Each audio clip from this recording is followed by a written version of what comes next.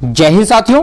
तो आज की क्लास में हम देखेंगे यूपी टेट 2023 के लिए हिंदी भाषा का प्रैक्टिस सेट नंबर 2, जिसमें हम देखेंगे हिंदी के टॉप 20 इंपोर्टेंट क्वेश्चंस। तो सभी साथी अंत तक हमारे साथ बन रहे हैं और जिन साथियों को इन क्वेश्चंस की पीडीएफ चाहिए वो हमारा टेलीग्राम चैनल ज्वाइन कर लें, उसका लिंक आपको नीचे डिस्क्रिप्शन में मिल जाएगा। तो साथियों शुरू करते हैं आज की क्लास और देखते हैं अपना पहला प्रश्न। हमारा पहला प्रश्न है, बेताल पच्चीसी के रचनाकार कौन है? सुरती मिश्र, नावादास, सदर मिश्र या फिर अमृत राय। तो बेताल पच्चीसी रचना किसके द्वारा लिखी गई है? क्वेश्चन नंबर 1 का सही आंसर क्या होगा? इसका सही आंसर हो जाएगा साथियों ऑप्शन नंबर 1 सुरती मिश्र। ऑप्शन नंबर 1 इस प्रश्न के लिए बिल्कुल सही आंसर हो जाएगा। चलिए अगला प्रश्न देखते हैं। प्रश्न नंबर 2 ये रहा आपकी स्क्रीन पर। हिमालय का पर्यायवाची है।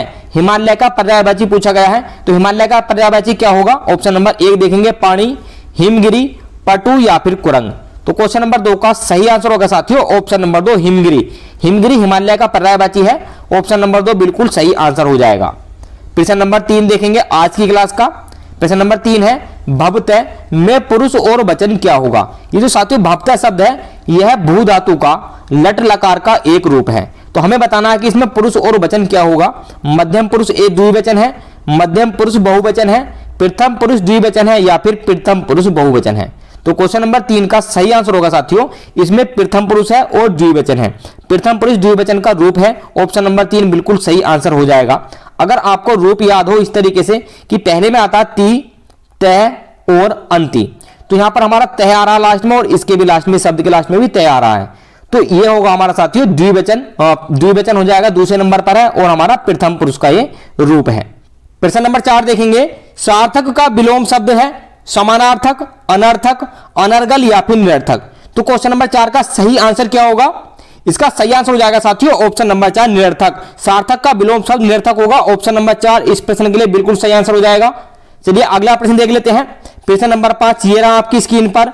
निष्ठुर का सही संधि विच्छेद क्या होगा? निष्ठुर का सही संधि विच्छेद क्या होगा? ऑप्शन नंबर 1 देखेंगे नी विसर्ग लगे हुए हैं प्लस ठुर, नी प्लस ठुर, निस प्लस ठुर या फिर नी प्लस स्ठुर। तो क्वेश्चन नंबर 5 का सही आंसर होगा साथियों ऑप्शन नंबर 1 नी विसर्ग के साथ और प्लस ठुर। ऑप्शन नंबर 1 इस प्रश्न के लिए बिल्कुल सही आंसर हो जाएगा और यहां पर हमारी होगी विसर्ग संधि। यहां पर साथियों क्या हो रहा है, विसर्ग की जगह हमारा आधा स बन रहा है। तो ऑप्शन नंबर 1 इसके लिए सही आंसर हो जाएगा। प्रश्न नंबर 6 देखेंगे। प्रश्न नंबर 6 ये रहा आपकी स्क्रीन पर। कवियत्री का पुल्लिंग शब्द क्या होगा? ये जो कवियत्री शब्द है ये हमारा स्त्रीलिंग शब्द है। इसका पुल्लिंग शब्द आपसे पूछा गया है। ऑप्शन नंबर 1 देखेंगे लेखक होगा कवि, कवियत्री या फिर लेखका। तो क्वेश्चन नंबर 6 का सही आंसर होगा साथियों कवियत्री का पुल्लिंग शब्द होगा कवि। ऑप्शन नंबर 2 इस प्रश्न के लिए बिल्कुल सही आंसर हो जाएगा। चलिए अगला प्रश्न देखते हैं। प्रश्न नंबर 7 ये रहा आपकी स्क्रीन पर। बेटा का सही पर्यायवाची नहीं है। बेटा का इन चारों में से कौन सा ऐसा शब्द है जो पर्यायवाची नहीं है? पुत्र, सुत, अग्रज या फिर आत्मज। तो क्वेश्चन नंबर 7 का सही आंसर होगा साथियों ऑप्शन नंबर 3 अग्रज। अग्रज का मतलब होता है बड़ा भाई। अग्रज का मतलब क्या होता है? बड़ा भाई। तो अग्रज का मतलब बेटा नहीं होता है। ऑप्शन नंबर 3 इसके लिए बिल्कुल सही आंसर होगा। चलिए अगला प्रश्न देख लेते हैं। प्रश्न नंबर 8 ये रहा आपकी स्क्रीन पर। काव्य शास्त्र के अनुसार रसों की सही संख्या क्या है? रस कितने प्रकार के होते हैं? ऑप्शन नंबर 1 6 प्रकार के, 7 प्रकार के, 8 प्रकार के या फिर 9 प्रकार के। तो काव्य शास्त्र में रसों की संख्या बताई गई है 9। तो ऑप्शन नंबर 4 इसके लिए बिल्कुल सही आंसर हो जाएगा। चलिए अगला प्रश्न देखते हैं। प्रश्न नंबर 9 ये रहा आपकी स्क्रीन पर। वाचाल शब्द का सही अर्थ क्या होगा? वाचाल शब्द किसके लिए बोला जाता है? जो बहुत बोलता हो, जो जल्दी चलता हो, जिसकी चाल ठीक न हो या फिर जो चुप रहता हो। तो वाचाल का मतलब होता है साथियों जो बहुत बोलता है, यानी कि ऑप्शन नंबर 1 इस प्रश्न के लिए बिल्कुल सही आंसर हो जाएगा। चलिए अगला प्रश्न देख लेते हैं। प्रश्न नंबर 10 ये रहा आपकी स्क्रीन पर। निम्नलिखित में से कौन सा टय वर्ग का नहीं है? इन चारों में से कौन सा ऐसा वर्ण है जो टय वर्ग का नहीं है? ठ, घ, ड़ या फिर ढ।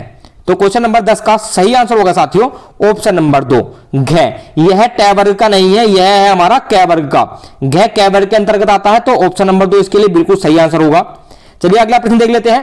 प्रश्न नंबर 11 ये रहा आपका आज की क्लास का। महाशय को स्त्रीलिंग में बदलने पर क्या शब्द बनेगा?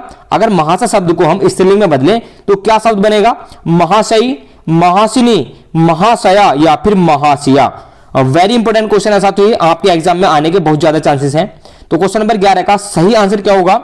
इसका सही आंसर होगा साथियों महाशया बनेगा। ऑप्शन नंबर 3 इस प्रश्न के लिए बिल्कुल सही आंसर हो जाएगा, महाशया का स्त्रीलिंग बनेगा महाशया। ऑप्शन नंबर 3 सही आंसर होगा। प्रश्न नंबर 12 देखेंगे। प्रश्न नंबर 12 ये रहा आपकी स्क्रीन पर, झांसी की रानी कविता में निहित रस का क्या नाम है? झांसी की रानी कविता जो सुभद्रा कुमार चौहान जी के द्वारा रचित है, इसमें रस कौन सा है ये हमसे पूछा गया है। शांत रस, हास्य रस, भक्ति रस या फिर वीर रस? तो क्वेश्चन नंबर 12 का सही आंसर होगा साथियों यह कविता वीर रस से प्रेरित है, इस कविता में वीर रस निहित है। तो ऑप्शन नंबर 4 इस प्रश्न के लिए बिल्कुल सही आंसर हो जाएगा। चलिए अगला प्रश्न देख लेते हैं। प्रश्न नंबर 13 ये रहा आपकी स्क्रीन पर, लिखने पढ़ने में कौन सा समास है? बहुत ही आसान क्वेश्चन है।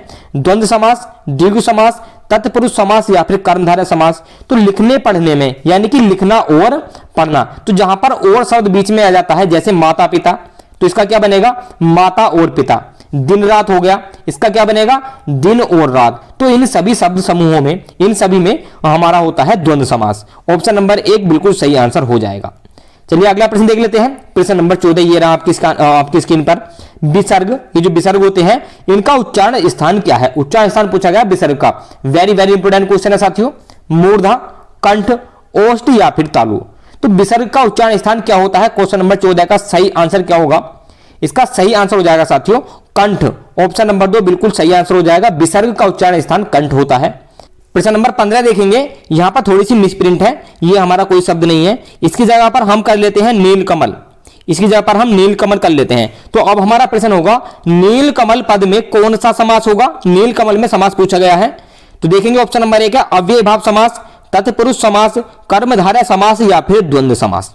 तो नीलकमल का मतलब क्या होता है? इसका मतलब होता है नीला है जो कमल, नीला है जो कमल। तो इस तरीके के शब्द में कौन सा समास होता है? इनमें होता है साथियों कर्मधारय समास। तो ऑप्शन नंबर 3 इस प्रश्न के लिए बिल्कुल सही आंसर हो जाएगा, यानी कि नीलकमल में हमारा कर्मधारय समास होगा। चलिए अगला प्रश्न देखते हैं। प्रश्न नंबर 16 ये रहा आपकी स्क्रीन पर, लाघव शब्द का विपरीतार्थक शब्द क्या होगा? लाघव का विलोम शब्द पूछा गया है, संक्षेप, दीर्घकालीन, लंबा या फिर विस्तार? तो लाघव का मतलब होता है बहुत ही छोटा, और इसका विलोम शब्द हो जाएगा ऑप्शन नंबर 4 विस्तार। तो ऑप्शन नंबर 4 इस प्रश्न के लिए बिल्कुल सही आंसर हो जाएगा। चलिए अगला प्रश्न देखते हैं। प्रश्न नंबर 17 ये रहा आपकी स्क्रीन पर, दाता शब्द का स्त्रीलिंग शब्द क्या होगा? अगर हम दाता शब्द का स्त्रीलिंग शब्द बनाएं तो वो कौन सा शब्द बनेगा? ऑप्शन नंबर 1 देखेंगे दात्री, दाती, दात्र या फिर धात्री? तो क्वेश्चन नंबर 17 का सही आंसर होगा साथियों दात्री बनेगा।